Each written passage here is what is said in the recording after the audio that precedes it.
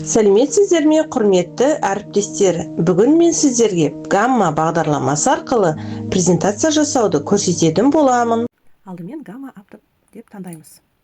Өзімізге қажетті гамманы іздеп табамыз да батырмасын басқан соң бізге осында экранымызға гамма пайда болады.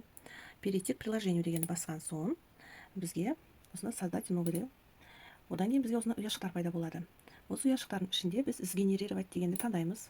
Бұл жерде бізге презентация жасайсыз ба, веб-страница ма, құжат па, документ па, өзіңіз таңдайсыз. Таңдаған соң, мысалы, маған презентация керек, ары қарай презентация қанша беттен болады, мысалы 9 ба, 10 ба. Егер де сіз 25 беттен жоғары презентация жасағыңыз келсе, ол ақылы түрде болады. 10 бетке дейін тегін. Мен тегінін таңдаймын, иә. Ары қарай презентацияның мазмұнын осы жерге біз өзіміз жазамыз. Мен дайындап алдым алдын ала, салық құқығын негіздері, мысалы тақырыбы, ары қарай жоспары кетеді.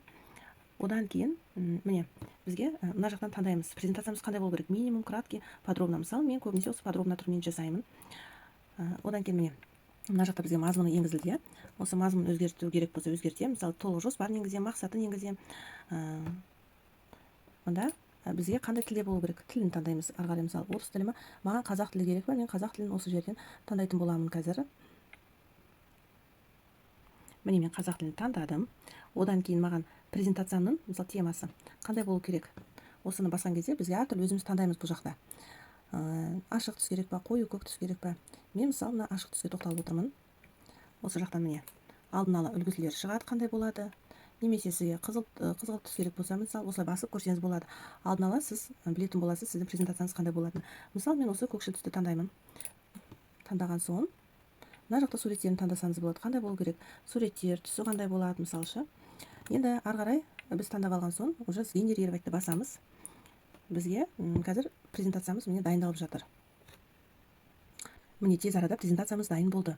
Тақырыбымыз шықты, суреттеріміз өзін графика түрінде, кесте түрінде жасауға болады. Өздеріңіз қалағандарыңызды жасаңыз, мысалы, гамма барлығын жасап береді. Сіздерге графика немесе диаграмма түрінде керек болса, соның барлығын міне жасап береді. Мен қажет еткенде міне салықтардың жүктелу, субъекция бойынша, аумақтық деңгейі бойынша, толықтай кесте түрінде, салыстырмалы түрде салықтардан басқа міндетті төлемдер, міне салық төлеу үшін құқықтар мен міндеттер толықтай жасап берді. Енді ары қарай біз бұны жүктеу үшін келесі поделиться батырмасын басамыз, экспортты басамыз, экспорт PowerPoint-ті басамыз. Міне бізге осылай жүктеледі. Жүктелген соң өзіміз қажетті құжатқа көшіріп аламыз.